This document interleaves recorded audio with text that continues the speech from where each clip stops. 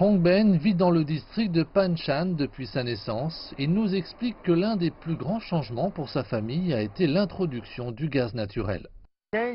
C'est tellement plus pratique, surtout pour cuisiner.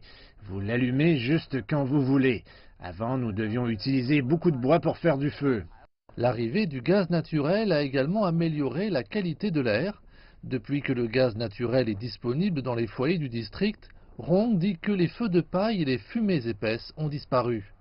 Aujourd'hui, à l'image de 90% des ménages du district, le logement de Hongben est équipé d'un chauffe-eau qui assure le chauffage au sol en 10 minutes. Cependant, aussi efficace et écologique soit-elle, l'idée d'utiliser un chauffe-eau était au départ difficile à faire accepter aux villageois. Initialement, beaucoup de villageois rejetaient cette idée parce que cela leur aurait coûté 1000 yuan de plus par an que de brûler du charbon. Le gouvernement a donc décidé de subventionner chaque ménage en abaissant le prix à 3 yuan par mètre cube, ce qui leur permet d'économiser environ un tiers du coût. On compte 305 villages à Panjin.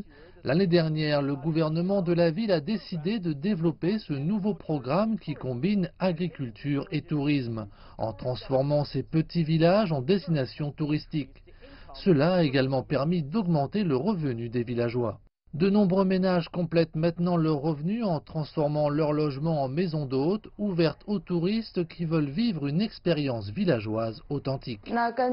Avant, nous nous occupions d'un restaurant en ville, mais nous avons décidé d'arrêter pour nous occuper d'une maison d'hôtes. Cela nous évitait les frais de main-d'œuvre et de loyer. De plus, le gouvernement nous a aidés à rénover les chambres gratuitement. Et maintenant, nous gagnons chaque année environ 40 000 yuan de plus qu'avant. L'an dernier, quelques 800 000 personnes ont visité les villages de Panjin. Cette année, le gouvernement de la ville vise encore plus haut. Sous le slogan « Belle campagne », on prévoit d'encourager davantage de ménages, comme celui de Hongben, à ouvrir des maisons d'hôtes.